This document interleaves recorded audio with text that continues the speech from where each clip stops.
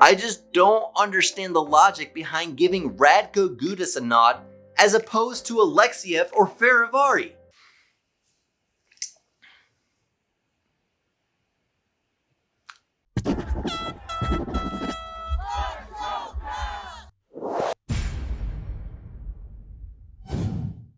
The Washington Capitals lose 3-1 against the Philadelphia Flyers. I know it's only 2 games in a row, but it's starting to feel like a pattern is going on here. I know we don't have John Carlson, and I know Lars Eller is off doing things that dads do, but I came into this game very high-minded and with a very positive attitude coming off the last half of the Tampa game.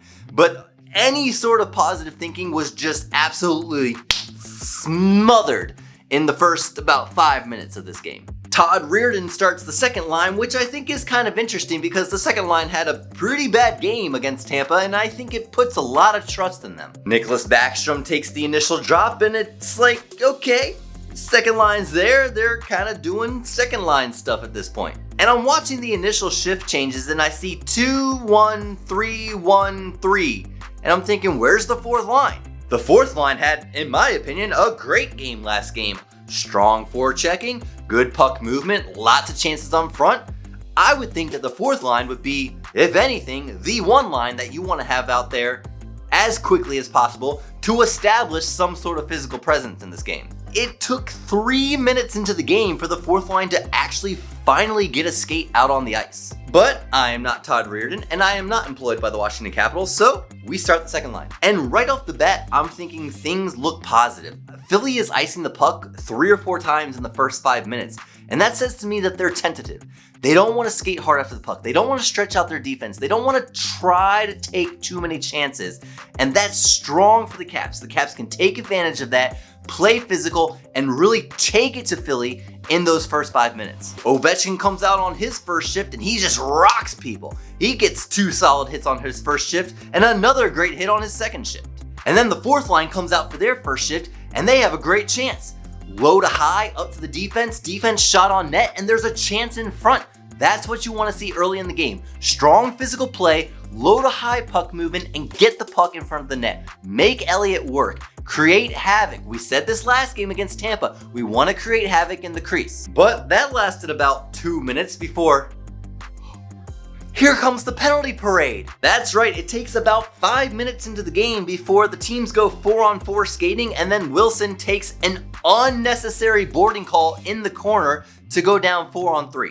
And this 4-on-3 was just absolutely fortuitous as to how the rest of the game was going to play out. Caps are penned in their zone defending against the power play, and Radko Goudas gets the puck with all day to shoot it down ice and get a clear, and what does he do? He shoots it right into a Philadelphia defender to keep it in the zone. And this was the pattern. Penalty after penalty after penalty. The Caps are on the penalty, they're hemmed in their zone, they get the puck, a chance to clear, and they don't clear the puck. And a lot of you may look at the stats and say, but Brad, Philly didn't score on the power play. They were 0 for 6. That is true. However, being on the penalty kill that long in a game puts a strain on your players. Let me put it to you this way. Normally, half of your defenders and half of your forwards, normally the bottom half of your forwards, your better penalty killers, are going to be out there on the PK. The Caps were on the penalty kill so many times this game that Reirden had to extend the penalty kill bench out to his top 2 lines. Guys like Oshie, who almost never see penalty kill time, were out there on the penalty kill. Because the normal penalty killers were being so exhausted because they were out there for so long, Reirden had to do something else. And I know I might be harping on the penalty kill maybe just a little too much, but that has a huge effect on the rest of the game. If you are out there and a majority of the time on the ice on the penalty kill, you have no chance of getting momentum going the other way and getting offense moving. But anyway, we're gonna move on past this penalty kill. Penalty kill ends and Ovechkin comes out and has a great shot on net, and he throws his weight around a lot. We want to see that from our captain. We want to see big hits and a lot of shots. And then, just as I thought momentum might start shifting the other way, Radko Goudas gets the puck.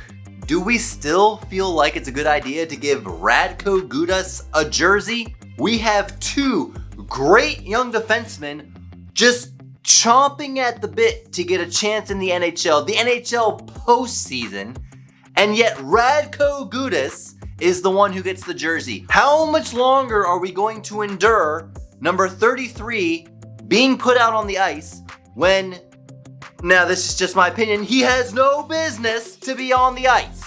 I don't want to waste any more breath on this guy. Radko Goudas gives up the puck egregiously in his own corner, and it's a 2-on-1 in front of Holtby in front. Philadelphia goes up 1-0.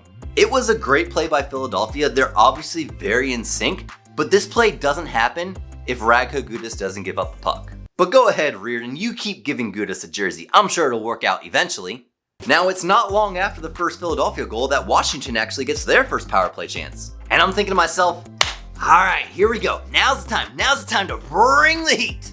And boy, was the heat not brought. I don't know what's going on with number 19, but Backstrom is struggling. The puck is bouncing all over the place on him, and he seems to just be idling around the ice, just watching everyone else play. But the power play finally gets set up. The puck moves back to Orlov at the point. It's a shot on net, a great deflection by Oshie in front, onto Elliott, and Kuznetsov is just sitting there in front of Elliott, waiting for the rebound like a hound of Baskerville, like, where's the puck? But unfortunately, Elliott was just on point this game and he didn't really give up many rebounds. Then the second unit comes on and Michael Kempny replaces Orlov at the point. He has Ovechkin wide open in his office, once again, sitting there, waiting for the puck to come, stick in the air.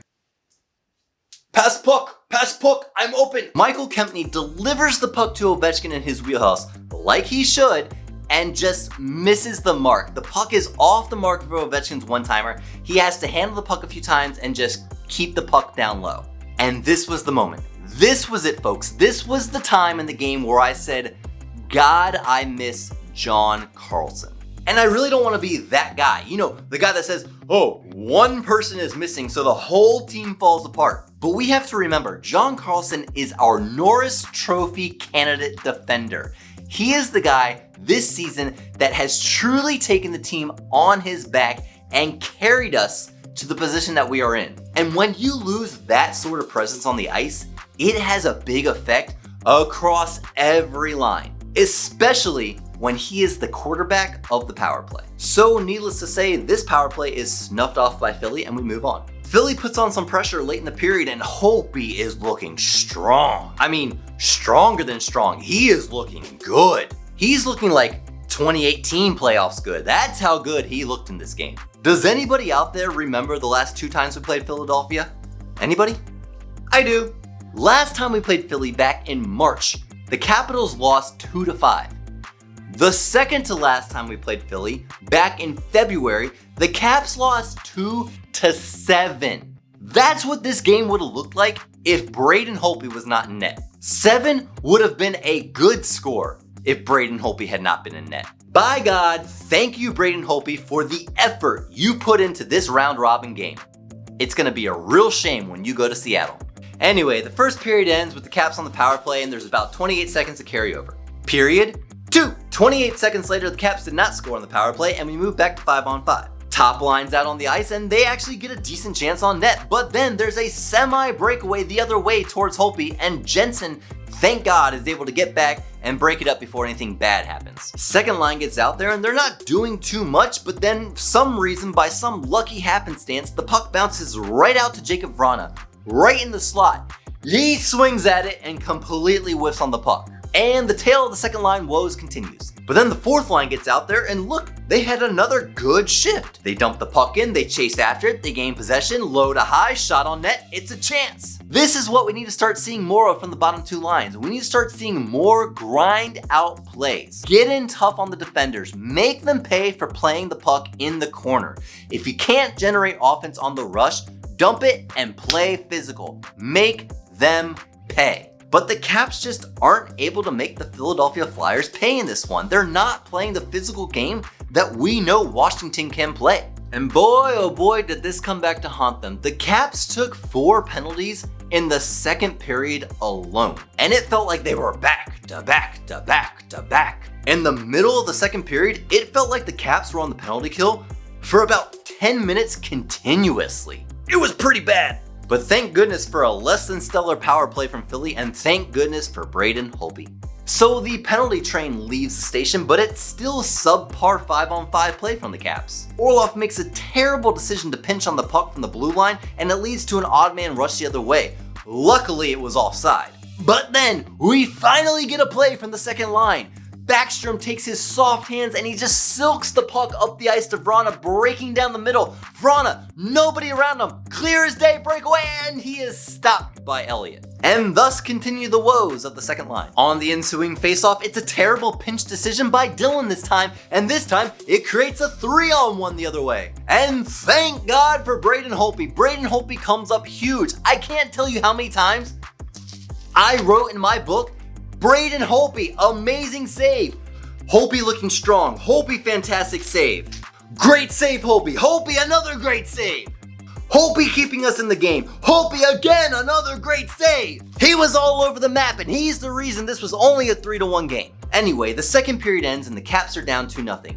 But I'm not concerned at this point. In fact, at this point in the game, I still felt okay. The Caps were down 2-0 against Tampa, and they were able to come back and tie the game, so why shouldn't that happen in this game? The Caps have shown time and time again that they are a team that is able to come back. They did it multiple times throughout the season, and they can still do it now. So at this point, I'm feeling comfortable. Until the third period starts, Backstrom gives away the puck, it's 2-on-1, and Holtby another great save. How many times am I gonna say Holtby great save in this video? No, seriously, count for me. Tell me in the comments. But this giveaway by Backstrom at the very start of the third period smothered any hope that I had for this game. When a team goes into the locker room down 2-0, especially in a playoff situation, you think that they are going to come out swinging in the next period. The leaders in the locker room are going to step up and say something, the coach is going to come in and step up and say something, and you feel like the team is going to band together and say, yeah, let's do this, let's come out and let's win this game. But it sort of felt like the Caps came out of the locker room saying, I guess we'll play the third period. Except for the fourth line. The fourth line was the only line that I felt did anything this game. Why do I keep looking over here? There's nothing over here. There's a wall right here. But the problem with the fourth line chances is that they were one and done. Dumping the puck, chase it, gain possession, get one chance on net, and then the puck's moving the other way towards Braden Holtby. If the Caps are going to do any sort of aggressive forechecking on the puck, there has to be sustained pressure. We saw it late in the game against Tampa. After the TJ Oshie fight, the Caps were able to sustain pressure, getting pucks in deep, chasing them, making the defender pay for playing the puck in the corner, cycling pucks around, getting them to the point, low to high, shots on net, and creating havoc. How many times do I have to say havoc before the Caps will create havoc? Third line comes out on the ice. Why am I looking over here again? Third line comes out on the ice and there's a solid deflection play on net, but it goes wide and it's a one and done. First and second lines come back out, but they don't do much of anything. The fourth line comes back out and Hathaway makes a great block on a shot on net. And at this point in the game, these small victories are all I can ask for. Great shot blocks, good puck movement, solid forechecking. But just as I start to think that the small victories in this game could be somewhat of a consolation prize, the Caps get caught putt-looking in their own zone, Lawton is all alone in front of the net, and the Philadelphia Flyers go up 3-0. And this was the dagger for the Caps. This smothered all hope that they could do anything to come back in this game. Yeah, okay, they get one almost immediately right after. Travis Boyd, thanks for filling in for Eller, gets a janky deflection on net and it squeezes past Elliott. But outside of that, it was just, there was no hope for the Caps in this game. And then for whatever reason, Vrana decides that he wants to skate. Vrana takes the puck, he moves through center, he gains the zone, and because he moved his feet, he draws a penalty. Why now? Why, with 9 minutes left in the entire game, are you deciding that you want to move your feet? The Caps have been attempting to stretch pass the entire game, and that says to me one thing: you're not moving your feet. When you're caught in your own zone, you got the puck, you're not moving your feet, you see a player moving up ice, you stretch pass it to them. That is not the Caps game. They might get a chance or two here or there doing that, but the Caps game is you move your feet up ice, you join the rush, and you create, say it with me, havoc in front of the net. And this Vrana play is a prime example of what the Caps need to do for a full 60 minutes. They didn't play a full 60-minute game against Tampa, and they didn't play a full 60-minute game against Philly. In fact, they played less. They played about a 12-minute game against Philly. But when you move your feet, when you get the puck and you hustle up ice as fast as you can, you're either gonna create a scoring chance or you're gonna draw a penalty, and that is what happened in this situation. But apparently because John Carlson is not on the ice, the power play dies and the score stays 3-1. And that's about it. I mean, opposed to a couple final egregious giveaways by the defense and a couple amazing saves by Holtby, that's how the game ends. That anticlimactic. There's just not much else to say about the game. The Caps played even worse than they did against Tampa. And I don't even equate it to Philly being a great team. Philly actually looked only okay in this game. They were more in sync than the Caps were, but that's about it. I guess judgment by comparison, yeah, they look fantastic compared to the Caps. Yeah, the Philadelphia Flyers had a great second half of the season, and they were nipping at the heels of the Caps for the division title. But that was 5 months ago. That was a different team. And the Caps are a different team.